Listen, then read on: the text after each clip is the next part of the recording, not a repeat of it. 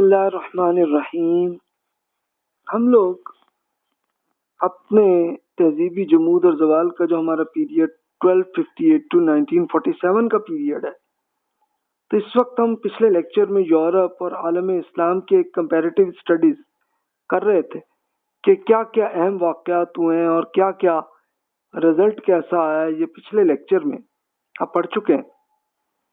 تو اب ہم آتے ہیں ایک ایجوکیشن کے سلسلے میں کہ اس میں کیا ایک فرق آیا، کیا چینجز آئیں. تو یہ ایک ہمارا ٹاپک ہے. اب 1700 سے ہم سٹارٹ کرتے ہیں. تو اس کے ایک بڑی ایجوکیشن کے مین اسکالر وہیں سے ہم بات کرتے ہیں. ملا نظام الدین سہلوی لکھنوی صاحب جو ہے، انہوں نے درس نظامی کا ایک پورا ایجوکیشن کا سلسلہ بنایا تھا. ان کی زندگی 1677 میں وہ پیدا ہوئے ہیں اور 1748 میں فوت ہوئے ہیں. تو بیچ میں یہ ہوا تھا کہ یہ اورنگزیب عالمگیر کی حکومت چل رہی تھی اور انہوں نے ملا نظام الدین صاحب کو لکھنؤ میں ایک باقاعدہ بہت اچھا ایریا ان کو بنا کے دیا تھا کہ بھی آپ آرام سے بیٹھیں، یہ ریسرچ کریں، اور وہاں پہ آپ یہ ایک باقاعدہ ان کے لیے ایک حویلی اچھی بنائی ہوئی تھی اور انہوں نے یہ ریسرچ کر کے اور ایک پورا ایجوکیشن کا سلسلہ بنایا تھا. لیکن ہوا یہ کہ ابھی نظام الدین صاحب تو موجود تھے لیکن اورنگزیب عالمگیر فوت ہو گئے تھے. تو پھر ہوا یہ کہ پھر بھی وہ جو ایجوکیشن کا سلسلہ تھا تو شہزادوں نے آپس میں جنگ کر رہے تھے، سلسلہ تھا، لیکن نظام الدین صاحب نے جو ایجوکیشن کا سلسلہ کیا تھا وہ پھر بھی رہا اور چلتا رہا. اور پھر اسپیشلی یہ ایک درس نظامی کیا تھا کہ اس کا مقصد صرف یہ تھا کہ یہ باقاعدہ ایک بیوروکریسی کے بیوروکریٹس جو بادشاہ کے بن رہے ہیں تو ان کی ایجوکیشن میں کیا کیا ہونا چاہیے. تو سمپلی میں آپ کے سامنے عرض کر لوں کہ اس زمانے میں انہوں نے کیا کیا علم سکھائے اس میں، یعنی ایجوکیشن کا میں اندازہ تب ہوگا. اب یہ دیکھیے کہ یہ 10 علوم تھے جو وہ پڑھاتے تھے. ایک تو سٹارٹ کرتے تھے صرف کیا کہ عربی اور فارسی زبان صحیح طریقے سے بولنا. پھر نحو ہوتی تھی کہ جس میں عربی اور فارسی زبان کا ڈھانچہ کیسا ہوتا ہے، یعنی زبان اصل میں یہی سکھاتے تھے. پھر منطق کا علم تھا جو کہ فلسفیانہ طریقے سے کیلکولیشن کا ایک طریقہ تھا تو وہ پڑھاتے تھے. پھر حکمت جس میں ایک ایتھکس اور فلسفہ پڑھاتے تھے. اس کے بعد پھر میتھس بھی پڑھاتے تھے. پھر بلاغت میں عربی اور فارسی زبان جو ہے وہ پڑھاتے تھے.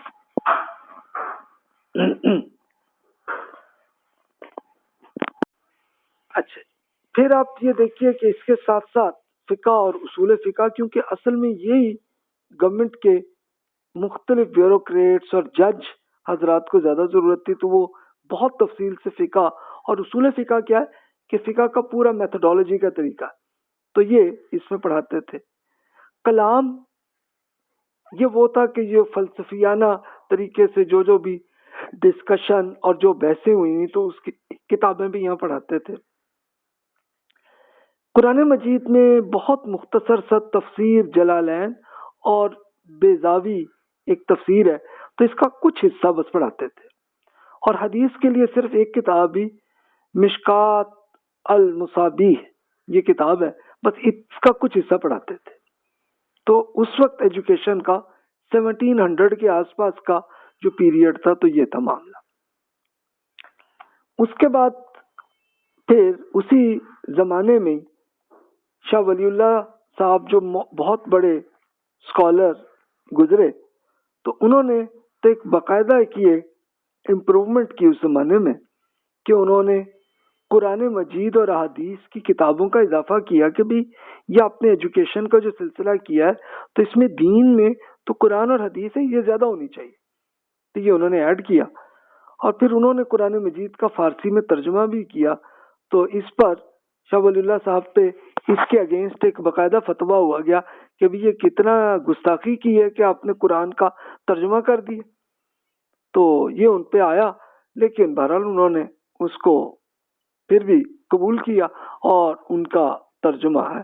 پھر شاہ ولی اللہ صاحب نے یہ بھی دیکھا کہ ان کے زمانے میں جب وہ 1762 میں فوت ہوئے تو اس وقت ان کو ایک خیال ہوا کہ بھی اب یہ اگلی زبان بن رہی ہے جو ابھی ڈیولپ نہیں ہوئی تھی، ابھی تو بس سٹارٹ تھا۔ تو انہوں نے اپنے بیٹوں کو یہ کہا کہ بھی یہ اگر زبان اردو جو ہے یہ بن جائے تو اس کا ترجمہ آپ نے کرنا ہے۔ تو پھر یہ انہی کے دونوں بیٹے شاہ عبد القادر دہلوی صاحب جو 1814 میں فوت ہوئے اور دوسرے شاہ رفیع الدین دہلوی صاحب وہ 1818 میں فوت ہوئے، انہوں نے اردو میں ترجمہ کیا پہلی بار یہ قرآن مجید کا ترجمہ۔ تو شاہ ولی اللہ صاحب نے اصلاح یہی کی کہ یہ نظام الدین صاحب نے درس نظامی کا جو ایک پورا ایجوکیشن کا سلسلہ بنایا تھا تو اس میں قرآن اور حدیث کی کمی تھی، تو اس کا اضافہ شاہ ولی اللہ صاحب نے کیا۔ اب آئیے ہم انگریزوں کا نے کیا کیا انڈیا میں آ کے ایجوکیشن میں۔ سٹارٹ میں اب یہ 1764 میں انگریزوں کی حکومت بن گئی تھی بنگال میں، وہاں سے لے کے 1764 سے 1835 تک کیا ہوا کہ ایک نظام تعلیم اور عدلیہ کا وہی قدیم سلسلہ جو درس نظامی کا چل رہا تھا تو وہ ویسے ہی رکھا انگریزوں نے، اس کو چھیڑا نہیں کہ بھئی اگر چھیڑیں گے تو ایسے انتشار ہوگا تو ہمیں کیا ضرورت ہے، نہیں کیا انہوں نے۔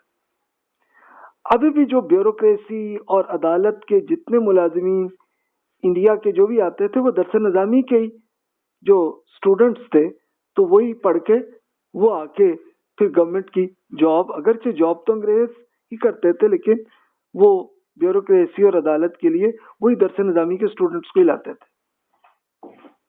اور اس کے ساتھ ساتھ مسلم طلباء کے لیے عربی اور ہندو طلباء کے لیے سنسکرت زبان کے وظیفے بھی دے رہے کہ چلو بھی آپ اپنی عربی آپ پڑھیں، مسلمانوں کو کہتے تھے، ہندوؤں کو کہتے تھے آپ سنسکرت جو ہے وہ پڑھیں، اس کا کچھ فنڈ بھی دیتے تھے انگریز۔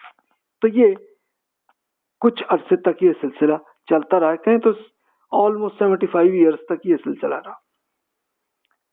لیکن 1835 میں ایک ایجوکیشن میں ایک بڑا ایک چینجز آئیں۔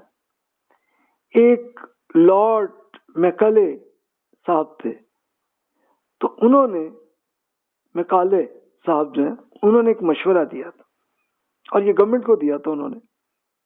تو انہی نے جو کچھ لکھا، آپ ابھی بھی گوگل میں آپ دیکھ لیں آپ کو مل جائے گا، میں اس کا ترجمہ آپ کے سامنے عرض کر دیتا ہوں، ویسے تو انگلش میں ہے، انہوں نے جو فرمایا تھا۔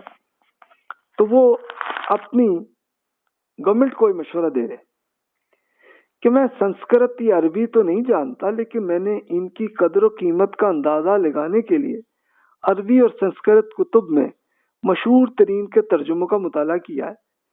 میں نے یہاں ہندوستان میں اور گھر یعنی برطانیہ میں، انگلینڈ میں مشرقی زبانوں کے ممتاز ماہرین سے بات کی ہے۔ مشرقی علوم کے ماہرین ان علوم کو جو اہمیت دیتے ہیں میں اسی کو بنیاد بنانے کو تیار ہوں۔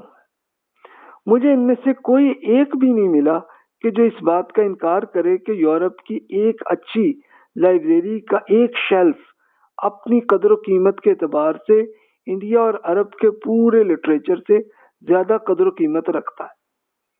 تو مغربی لٹریچر کی فوقیت کو تعلیمی کمیٹی کے وہ ممبرز بھی مانتے ہیں جو مشرقی علوم کی تعلیم کے حامی ہیں۔ تو ہمیں لوگوں کو تعلیم دینا ہوگی جو ان کی مادری زبان میں ممکن ہی نہیں ہے۔ ہمیں ایک نئی کوئی اجنبی زبان سکھانا ہوگی تو ہماری اپنی زبان یعنی انگلش کی عظمت کا دعویٰ سر نو بیان کرنے کی ضرورت نہیں ہے۔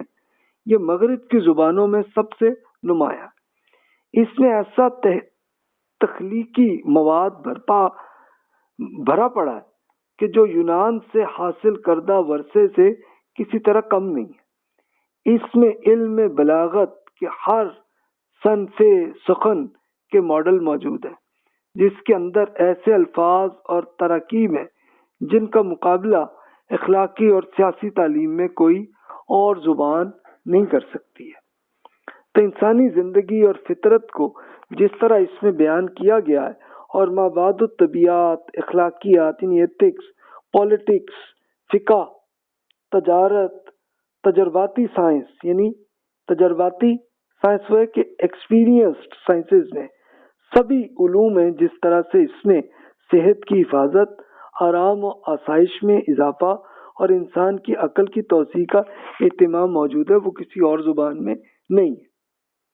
تو پھر اور بھی انہوں نے کچھ ارشاد فرمایا، پھر فرماتے ہیں ان میں کہ ہمیں اس وقت پوری کوشش اس کام کی کرنی چاہیے کہ ایک ایسا طبقہ تیار ہو جو ہمارے اور کروڑوں لوگوں پر مشتمل ہماری رعایا کے درمیان رابطے اور ترجمانی کا کام کر سکے۔ ایسا طبقہ کو اپنے خون اور رنگ کے اعتبار سے ہندوستانی ہو، لیکن اپنے ذوق، رائے، اخلاقیات اور عقل کے اعتبار سے انگریز ہو۔ پھر ہم اس طبقے پر یہ بات چھوڑ دیں کہ وہ اپنے ملک کی زبانوں کو کس طرح بہتر بناتے ہیں یا ان زبانوں میں سے کس طرح سائنس کی اصطلاحات کو مغرب سے حاصل کر کے شامل کرتے ہیں اور کس طرح سے اس علم کی اشاعت عوام الناس کے وسیع طبقے میں کرتے ہیں۔ تو یہ انہوں نے ایک پوری سجیشن دی مسٹر میکالے صاحب نے۔ تو پھر رزلٹ ہوا، آپ کو یاد ہوگا کہ اس سے پہلے انگریزوں نے وہی ایجوکیشن کا سسٹم رکھا تھا جو درس نظامی کا تھا، اور وہیں سے ہی گورنمنٹ کے بیوروکریٹس اور ایون جج بھی وہ وہی تھے کہ جو درس نظامی کے آتے تھے، لیکن انہوں نے روک دیا۔ اچھا، اور اس دور میں اردو اپنی ایمرج کر رہی تھی، اور آپ کو یاد ہوگا کہ کلکتہ میں انگریزوں نے ایک کالج بھی بنا دیا تھا تاکہ ایک زبان آ جائے، تو اس سے یہ ہو کہ چلو انگریزوں کو بھی اردو آ جائے اور انڈینس کو بھی ایک زبان آ جائے تو ہم آپس میں بات چیت کر سکیں۔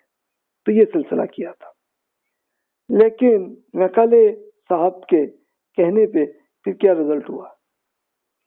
اب 1835 میں ایجوکیشن ایکٹ بنا اور اس پہ عمل جو ہے اگلے 15 سے 25 سال تک جا کے عمل آنا شروع ہوا۔ یعنی ایجوکیشن ایکٹ کیا تھا؟ ایکٹ یہی تھا، یہ قانون باقاعدہ انگریزوں نے بنا لیا کہ جناب ٹھیک ہے کہ انڈینس جو بھی ہیں، مسلمان ہیں، ہندو ہیں، ٹھیک ہے، ان کو سنسکرت اور عربی کے لیے ان کو فنڈ دے رہے ہیں، لیکن اب ہم فوکس کریں گے کہ فنڈ ان کو ہی دیں گے کہ جو انگلش سیکھیں اور انگلش سیکھ کے اور پھر وہاں کے علوم بھی سیکھیں۔ اب مسلمانوں کے لیے ایک یہ بڑا ڈیزاسٹر ہوا پھر کہ ان کے یہاں بیوروکریسی کی ساری جابس ختم ہو گئیں۔ یہ 1835 ٹو 1860 کے زمانے میں یہ سلسلہ چلتا رہا، یعنی کچھ عرصے تک چلتی رہی جاب ان کی، پھر ختم بھی ہوتی رہی سلسلہ، اور یہ آیا کہ جی ٹھیک ہے جی، اگر آپ کو اگر سرکاری جاب کی آپ کو ضرورت ہے، یا آپ نے اگر کہ پرائیویٹ جاب بھی اگر آپ نے کرنی ہے، تو وہ ظاہر ہے کہ انگریزوں ہی کی بڑی مین کمپنی وہی چلا رہی تھی بزنس کو، تو اب وہ انڈین جو ان کی کمپنی تھی اسی پہ اگر آپ کو جاب چاہیے تو آپ کو چاہیے کہ آپ پہلے انگلش اور ان کے وہ علوم جو انگلینڈ میں جو پڑھائے جاتے ہیں تو وہ آپ سیکھ لیں پہلے۔ تو اب اس کا پھر رزلٹ ہوا مسلمانوں کے یہاں یہ ہوا افیکٹ۔ ایک افیکٹ تھے، ایک بڑے اسکالر تھے، درس نظامی کے اسکالر تھے، مولانا محمد قاسم نانوتوی صاحب، وہ فوت ہوئے 1880 میں۔ تو انہوں نے اس سے پہلے یہ کام کیا کہ ٹھیک ہے بھائی، اگر آپ لوگ یہ چاہ رہے ہیں تو چھوڑیں، ہم اپنے علم اپنے ورثے کو میں رکھوں گا۔ ان کو ایک جگہ ملی دیوبند میں، اور وہاں پھر 1867 میں انہوں نے یہ معاملہ تھا کہ نانوتوی صاحب اکیلے استاد تھے اور ایک اسٹوڈنٹ ملا، تو بس ان کو پڑھایا، لیکن پھر وہ کلا سلسلہ تو ایک باقاعدہ مدرسہ بن گیا۔ لیکن اب پھر مسلمانوں کو جب یہ آئیڈیا آیا سامنے، تو انہوں نے دیگر شہروں میں مدارس کا پورا نیٹ ورک بنایا ہے۔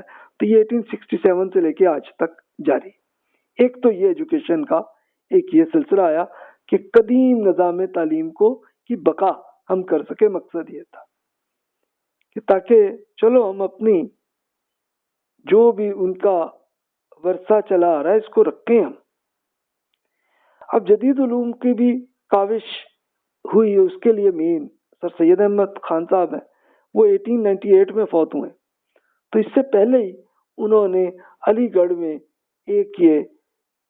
ایک اپنا کالج بنایا 1875 میں. اس کا نام ہے محمدن اینگلو اورینٹل کالج، یہ نام رکھا تھا انہوں نے. بہت سے اسکول اور کالجز کا نیٹ ورک پھر آہستہ آہستہ بنایا انہوں نے.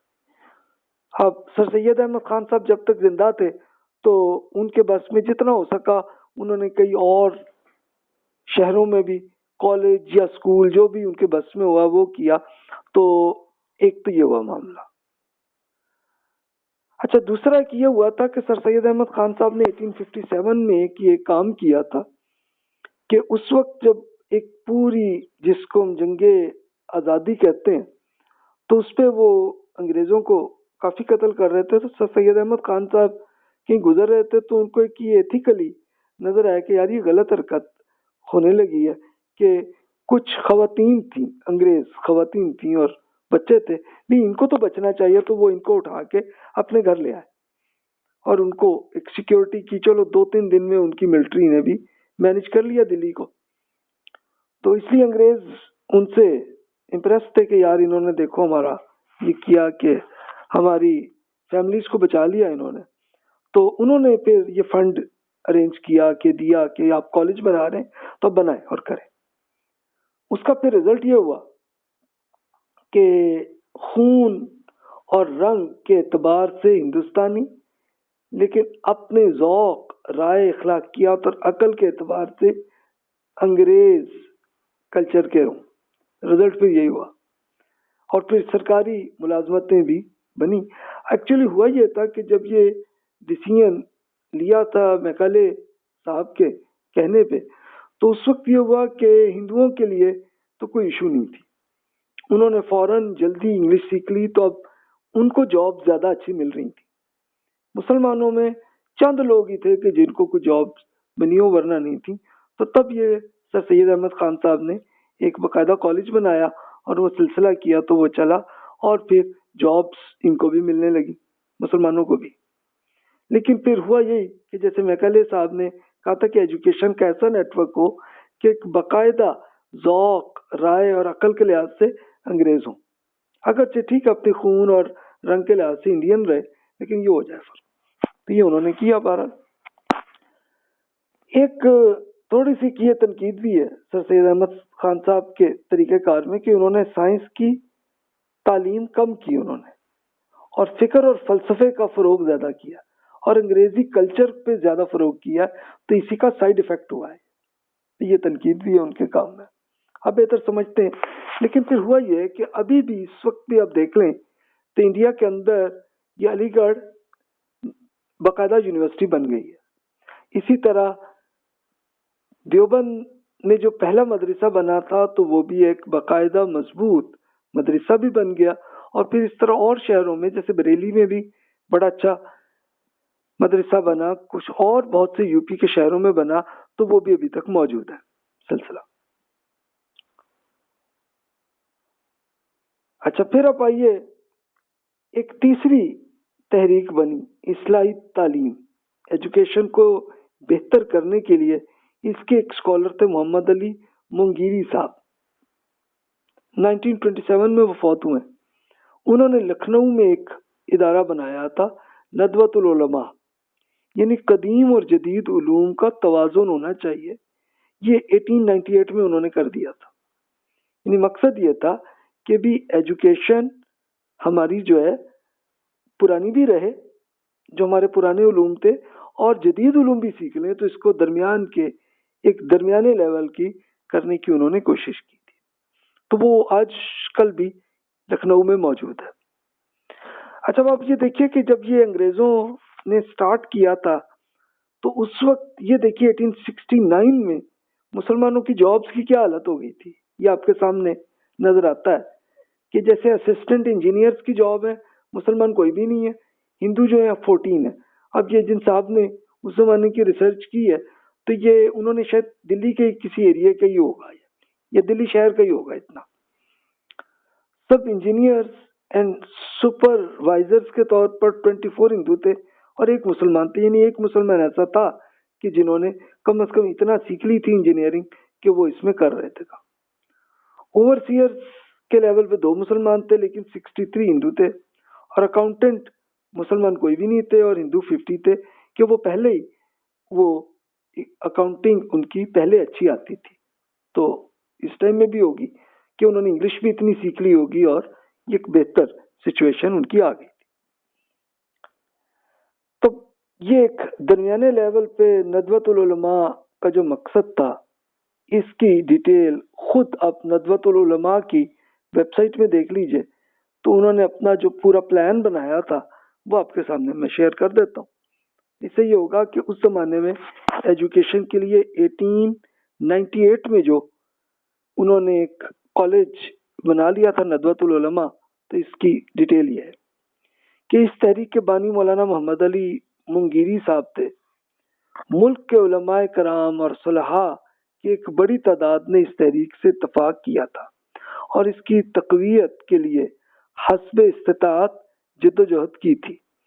ان بزرگوں کا پختہ عقیدہ تھا کہ اسلام ایک عالمگیر اور ابدی دین ہے، رہتی دنیا تک انسانوں کی رہنمائی اور اس کی دنیاوی اور آخروی کامیابیوں کا ضامن ہے، اور اس میں زندگی کے ہر شعبہ کے لیے رہنمائی اور ہر مشکل کا حل موجود ہے۔ ایسے جامع ہمہ گیر اور جاوداں دین کے دائی اور اس کے تفہیم و تبلیغ کرنے والے افراد پیدا کرنے کے لیے ایک ایسا نظام اور نصاب تعلیم مرتب کیا جانا چاہیے جس کا دائرہ برابر وسیع ہوتا رہے، جو ہر دور میں بدلتے ہوئے حالات کے تقاضوں کو پورا کرنے کی صلاحیت رکھتا ہو اور زندگی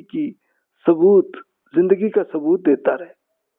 نظام تعلیم اس وقت مفید اور کارآمد ہو سکتا ہے جب وہ قدیم اور جدید دونوں کی خوبیوں کا جامع ہو، اصول اور مقاصد میں سخت اور بے لوچ، فروعی مسائل میں وسیع اور لچکدار ہو، ترقی پذیر ہو، زمانہ کی تبدیلیوں اور تقاضوں کے مطابق اپنی روح، مقاصد اور اساسی علوم کی حفاظت کے ساتھ بدلتا اور ترقی کرتا رہے۔ یہ وقت کی ایک اہم ضرورت تھی اور اسی میں مسلمانوں کے تعلیمی مسائل کا حل پوشیدہ تھا۔ ندوۃ العلماء کے ذمہ داروں نے یہ محسوس کیا کہ یہ ضرورت اسی وقت پوری ہو سکتی ہے کہ جب ایک مثالی، ایک بالکل آئیڈیل مدرسہ قائم کیا جائے جس میں ایسے علماء تیار کیے جائیں جو بنیادی دینی علوم میں مہارت کے ساتھ اپنے دور کے تقاضوں کو بھی سمجھتے ہوں، قدیم علوم میں رسوخ کے ساتھ جدید ذہن کے شکوک و شبہات دور کرنے کی صلاحیت رکھتے ہوں، جو ایک طرف عقائد اور عبادت میں ایک اٹل پہاڑ، دوسری طرف علم و تحقیق اور پیش بینی میں ایک رواں دواں اور شیریں چشمہ، ایک طرف نصوص سے دین اور اس کی عظیمتوں کے لیے سرحد کے محافظ اور امانت کے نگراں ہوں، تو دوسری طرف دین کی تبلیغ و تفہیم کے سلسلے میں پرجوش مجاہد اور جدید ترین ذرائع سے لیس ہوں۔ جہاں دین کے حقائق اور مقاصد کے بارے میں مصالحت یا نرمی کے روادار نہ ہوں، وہاں عصر جدید کے جائز تقاضوں کو پورا کرنے میں جمود اور تعصب کا بھی شکار نہ ہو، کسی جمود اور تعصب کا بھی شکار نہ ہو۔ تو یہ دیکھیے کہ یہ ان کا پلان تھا، تو انہوں نے بنایا۔ اب آپ یہ دیکھیے کہ اس کا پھر رزلٹ ہوا آج کل آپ کو موجود ہے۔ ایک طرف تو آپ کو ایجوکیشن کا وہ نیٹ ورک ملے گا کہ جو مدارس کا بنا، جو نانوتوی صاحب نے جیسا بنایا تھا، وہ قدیم علوم پہ رہے، اور آج کل یہ ہوتا ہے کہ آپ کی مسجد کے امام صاحب یا کسی مدرسے کے استاد یہ حضرات ہوتے ہیں۔ دوسری طرف سر سید احمد خان صاحب نے جو ماڈرنزم کا ایک پوری ایجوکیشنل سسٹم بنایا تھا، تو وہی ہے کہ جو آپ کو ماڈرن سکولز میں اور کالجز اور یونیورسٹیز میں ملتا ہے۔ اور تیسرا ایک درمیانی لیول کا کہ جس میں جدید اور قدیم دونوں کو اکٹھا کریں، تو یہ ندوۃ العلماء کا یہ طریقہ تھا۔ تو یہ تینوں ہی پہ آپ کو یہ نظر آئیں گے کہ تینوں طرح کے طبقے ہمارے ہاں آج بھی موجود ہیں. تو اب آپ تینوں پہ آپ خود تجزیہ کر سکتے ہیں کہ کس کا رزلٹ کیا آیا. یہ آپ فیصلہ خود کریں، میں نہیں کرتا اس میں. اچھا، یہ تو ابھی تک ہم انڈیا پہ ہی فوکس کر رہے تھے. اب ہم آتے ہیں کہ دیگر ممالک میں یورپ میں کیا رہا. ایجپٹ میں دیکھیے اشرافیہ کہ انگریزوں پہ اثرات رہے، لیکن وہ بالکل ویسے ہی کہ جیسے انڈیا پاکستان کے ایریے میں بیوروکریٹس جو وہ بالکل انگریزوں کے کلچر میں آ گئے. ایجپٹ میں بھی یہی ہوا، لیکن انہوں نے اپنی عربی زبان کو قائم رکھا.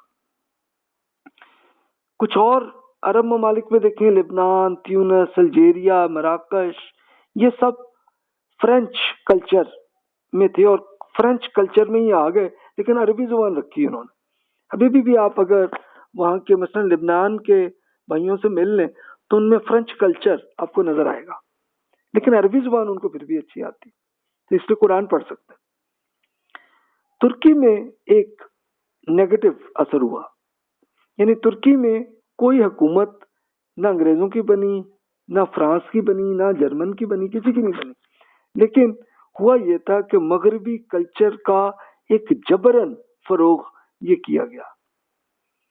یہ مصطفیٰ کمال صاحب ہیں جنہوں نے یہ ایک باقاعدہ، وہ ملٹری کے ہیڈ تھے، انہوں نے ایک باقاعدہ بنائی اور ایک یہ جبرن کا کہ بھی یہ کلچر وہی جو مغرب کا وہ کرو. اپنی ترکی زبان تو قائم رکھی، لیکن رومن اسکرپٹ وہ انہوں نے کر دیا ترکی کو. ورنہ پہلے ترکی زبان جو ہے وہ بالکل عربی کی طرح ہی اسی اسکرپٹ میں ہوتی تھی، لیکن اب انہوں نے یورپ کا جو اسکرپٹ ہے کہ جس میں انگلش اور دیگر زبانیں جیسے بنتی ہیں ویسے ترکی میں بن گئی، یہ تو کیا انہوں نے. لیکن اس کا پھر سائیڈ افیکٹ کیا آیا؟ سائیڈ افیکٹ یہ آیا کہ ترکی کا پورا کلچر وہ ہو گیا جو یورپ کا ہے. لیکن اس کا ایک دوسرا افیکٹ بھی آیا، لیکن وہ اب ہمارا اگلا ٹاپک آئے گا کہ جب ہم 1947 سے آج تک کی اسٹڈی ہم کریں گے تو اس وقت پھر ہم دیکھیں گے کہ ان کا پھر کیا کمالزم جس کو کہتے ہیں اس کا رزلٹ کیا ہوا اور اس پہ پھر کیا سائیڈ افیکٹ آیا، وہ ہم آگے دیکھیں گے. انڈونیشیا اور ملیشیا میں زیادہ تر ان کی حکومت ڈچ نظام تعلیم وہ چلتی رہی اور رومن رسم الخط انہوں نے ایجاد کر لیا، اور کسی حد تک ان پہ کچھ انگریزوں کا حصہ بھی تھا، کچھ ڈچ حضرات کا بھی تھا، وہ تھا اس کا کچھ اثر رہا کچھ نہ رہا. لیکن انہوں نے بہرحال اپنا جو ان کا پرانا کلچر انڈونیشیا ملیشیا کا جو تھا تو وہ انہوں نے مینٹین رکھا. لیکن پھر بھی وہ رومن رسم الخط یہ جو اسکرپٹ ہے ان کا وہی رومن ہی چل رہا. تو یہ اس طرف دیکھیے تو یہی اثرات دیکھیے تو سچویشن وہی رہی ہے کہ جو انڈیا میں ہم نے ڈیٹیل سے پڑھی ہے تو سیم دوسرے ممالک میں بھی یہی رہا. اس کے بعد اب دیکھیے دور جمود اور زوال کے بعد تعلیمی صورتحال جو 1947 ٹو 1980 میں رہی ہے تو آپ کو وہی سچویشن نظر آئے گی. ایک تو قدیم تعلیم یافتہ، قدیم وہی مذہبی طبقہ، مدرسے والے اور مسجدوں والے تو معاشرے سے کٹ کر الگ زندگی بن گئی ان کی. یہ سائیڈ افیکٹ ہے جو بنا. جو مغربی تعلیم یافتہ تھے تو وہ سیاسی طاقت ان میں رہی، مغربی کلچر رہا اور حکومت کے اچھے بیوروکریٹس، ملٹری کے بھی اچھے لیول کے لوگ تو وہ اسی کلچر میں رہے ہیں. لیکن ان میں ایسے لوگ بھی آپ کو ملیں گے کہ جو پھر اپنے مذہب پہ تو قائم ہے، دین پہ، لیکن کلچر مغربی ہو گیا ان میں. ایک قدیم جدید کے بیچ میں متوازن طبقہ اقلیتی گروہ یہ رہا ہے. یہ وہ تھا کہ جس کا ندوۃ العلماء کا جو پلان تھا تو اس پہ ہوا، لیکن بہت زیادہ کامیاب نہیں ہوا. لیکن ایک درمیانی طور پر ایک اقلیتی حد تک کچھ لوگ رہے. عوام الناس اب اس پیریڈ میں غیر تعلیم یافتہ اور جہالت میں ہی رہی ہے. یہ 1947 سے 1980 تک دیکھ رہے ہیں. یہ جسٹ ایک صرف آپ کی بیوروکریٹ کی سچویشن اور مذہبی طبقے کو دیکھ لیں اور متوازن لیول کو دیکھ لیں اور عوام کو دیکھ لیں تو جو رزلٹ آیا. لیکن میں یہ صرف اس لیے برین سٹارمنگ کے طور پر کر رہا ہوں تاکہ آپ اس پہ بس غور کر لیں. انشاءاللہ ہم 1947 سے آج تک کی ہسٹری جب ہم پڑھیں گے پھر پوری ڈیٹیل سے بات کریں گے. پھر ہر گروہ میں سیاستدانوں کا ایک ایجنڈا وہ رہا. یہ آپ کو پاکستان میں بھی اگزامپل ملے گی، انڈیا میں بھی ملے گی، پھر آپ کو ایجپٹ میں بھی ملے گی، سیم کچھ اور ممالک میں بھی ملے گی کہ ایک مذہبی طبقہ ہے تو وہ بھی چاہتے ہیں کہ ابھی ہماری حکومت تو ہماری ہونی چاہیے، وہ کوشش کرتے رہے. اور جو مغربی کلچر کے جو تھے ان کا کنٹرول رہا ہے حکومت میں. تو پھر رزلٹ کیا ہوا؟ اب یہ سوال ہے، جو سوال آپ کے ذہن میں رکھ رہا ہوں، اب غور کیجئے، اس میں پڑھیے کہ جو سچویشنز ہوئی ہیں وہ کیا ہے. انشاءاللہ اس کو ہم 1947 سے لے کے آج تک کی ہسٹری کو پڑھیں گے. تو 1980 تک یہ ہوا ہے، لیکن 1980 کے بعد ایک چینج آئی ہے. چینج یہ آئی ہے کہ یہ قدیم اور جدید کو اکٹھا کرنے کی زیادہ بڑی کوشش کی گئی ہے. تو یہ ہم اس وقت پڑھیں گے. تو انشاءاللہ ابھی تک جو ہم اسٹڈی کر رہے تھے اپنے زوال کے پیریڈ میں، تو اس میں تو ہم نیگیٹو بات ہی کر رہے تھے اپنے کلچر کی، اپنے زمانے میں. لیکن ایک بہت امپرومنٹ آئی ہے مسلمانوں کے یہاں. یہ 1258 ٹو 1924 کے پیریڈ میں بہت آئی ہے. ایک تو دعوتی تاریخ ایسی آئی ہے کہ اس سے ایسی دعوت اسلام کی جو پھیلی ہے کہ جو منگول، انڈیا، انڈونیشیا، ملیشیا، افریقہ، یورپ اور امریکہ میں ہر طرف دعوت پھیلی ہے اور لوگ ایمان بھی لائے. اب ہوا کیسے، اس کی ہسٹری یہ اب ہمارا اگلا ٹاپک ہوگا. اچھا، پھر تہذیبی جمود اور زوال کے پیریڈ میں بھی اصلاحی طریقے ہوئی ہیں کہ جنہوں نے امپروومنٹ کی بڑی کوشش کی. یہ ہم اسٹڈی کریں گے. اچھا، ایک سائیڈ افیکٹ ایک یہ بھی ہوا ہمارے ہاں کہ بعض فرقوں اور کچھ نئے دیگر مذہب بھی ایجاد ہوا ہے. اس کی ہم اسٹڈی یہ بھی کریں گے. تو یہ ہوں گے تو اب ہمارا ٹاپک پھر مکمل ہو جائے گا 1924 تک کی ہسٹری. جو 1924 ٹو 47 تک کا پیریڈ بھی اب یہی کہہ لیں تو یہ وہی پیریڈ آ کے مکمل ہوگا. پھر انشاءاللہ آخری لیکچرز میں ہم پھر زوال کے اختتام کے بعد بہتری کا پیریڈ آیا ہے، دور جدید 1924 سے آج تک. تو اس کی ہم سٹڈی پھر اس کے بعد کریں گے انشاءاللہ. تو یہ ہمارا پلان ہے. تو اس کو دیکھ لیجئے، جو بھی سوال ہیں آپ نوٹ کر لیں اور آپ ای میل کر لیں پلیز، تاکہ اس پہ ہم بات کر لیں. اگر آپ کا انٹرسٹ اس میں آیا ہے تو آپ سبسکرائب کر لیجئے کہ یوٹیوب میں یہ سب لیکچرز موجود ہیں، آپ پڑھ لیجئے. اور پھر آپ کا اگلے جو لیکچرز انشاءاللہ اگلے بنیں گے تو وہ بھی آپ کے سامنے، آپ کی خدمت میں وہ بھی آ جائیں گے. جزاک اللہ خیر واحسن الجزا.